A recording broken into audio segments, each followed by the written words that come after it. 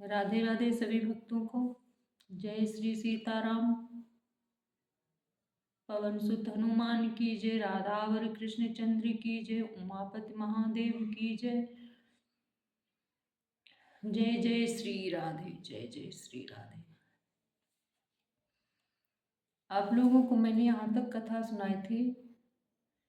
अब इसके आगे की कथा सुनाते हैं, आइए सुनिए। मज्जहि सज्जन वृंद बहु, पावन सरजू नीर, जपहि राम धरि ध्यान उर, सुंदर श्याम शरीर। सज्जनों के बहुत से समूह उस दिन श्री सरयू जी के पवित्र जल में स्नान करते हैं और हृदय में सुंदर श्याम शरीर श्री रघुनाथ जी का ध्यान करके उनके नाम का जप करते हैं। दरस परस जनय रूपाना, हरई पाप कहे वेद पुराना। नदी पुनीत अमित महिमायति, कही न सकई शारदा विमल मति। वेद पुराण कहते हैं कि श्री सरयू जी का दर्शन, स्पर्श, स्नान और जलपान पापों को हरता है।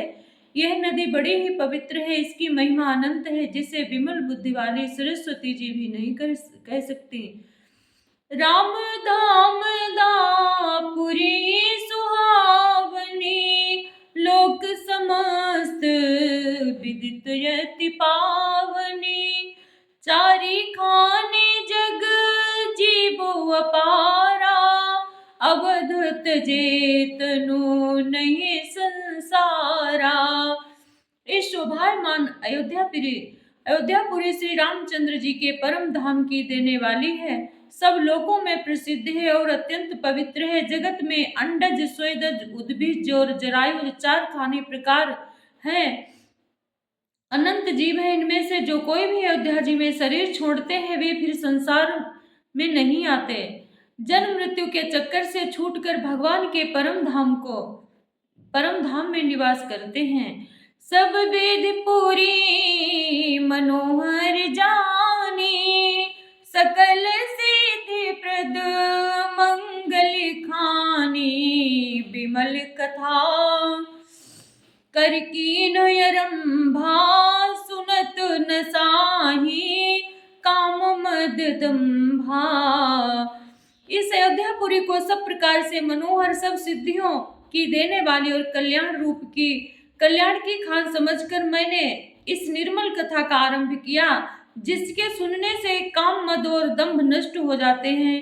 रामचरित मानस यही नामा, सुनत श्रवण पाय विश्रामा।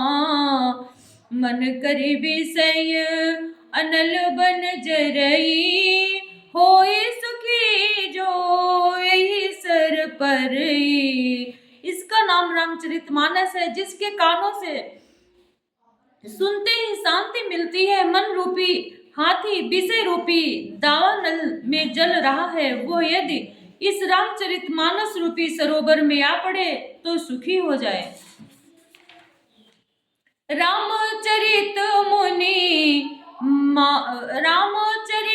मानस मुनि भावन, बिरचौ शंभु सुहावन पावन। त्रिविध दोष दुख दारिद दावन, कलि कुचाली कुली कलुष न सावन।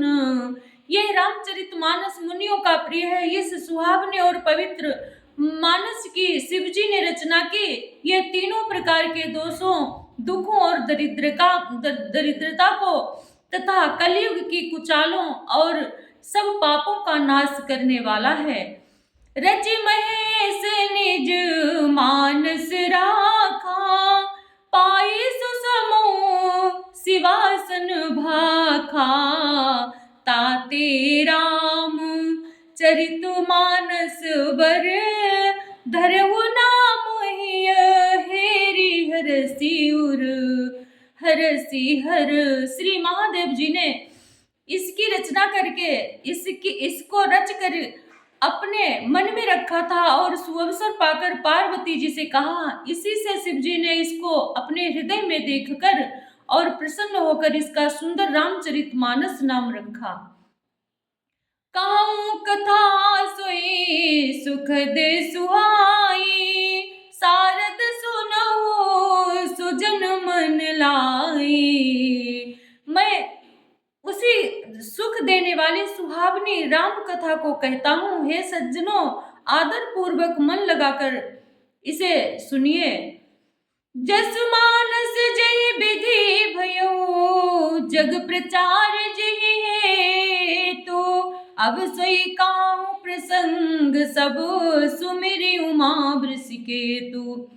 ये रामचरितमानस जैसा है, जिस प्रकार बना है और जिस हेतु से जगत में इसका प्रचार हुआ, अब वही सब कथा मैं श्री उमा महेश्वर का स्मरण करके कहता हूँ। शंभु प्रसाद सुमति हुलसी, रामचरित मानस कवि तुलसी। करऊ मनोहर करई मनोहर, मति अनुहारी। सुजन सुचित सुनी, लेहु सुधारी। श्री शिव जी की कृपा से उसके हृदय में सुंदर बुद्धि का विकास हुआ, जिससे यह तुलसीदास श्री रामचरितमानस का कवि हुआ। अपनी बुद्धि के अनुसार तो वो इसे मनोहर ही बनाता है, किंतु फिर भी हे सज्जनों, सुंदर चित्त से सुनकर इसे आप सुधार लीजिए। सुमति भूमि थल हृदय अगाधु, वेद पुराण उदधि घन साधु। बरसई राम सुजस बरबारी, मधुर मनोहर मंगलकारी। सुंदर सात्विकी बुद्धि भूमि है, हृदय ही उसमें गहरा स्थान है। वेद पुराण समुद्र और साधु संत मेघ हैं। वे साधु रूपी मेघ श्री राम जी के सुयस रूपी सुंदर मधुर मनोहर और मंगलकारी जल की वर्षा करते हैं। लीला सगुन जो कहीं बखानी, सोई स्वच्छता करे मलहानी। प्रेम भगति जो बरनी न जाई, सोई मधुरता सुशीतलताई। सगुण लीला का जो विस्तार से वर्णन करते हैं, वही राम सुयस रूपी जल की निर्मलता है, जो मल का नाश करती है। और जिस प्रेमा भक्ति का वर्णन नहीं किया जा सकता, वही इस जल की मधुरता और सुंदरता शीतलता है। सो जल सुकृत सालिहित होई, रामो भगत जन जीवन सोई।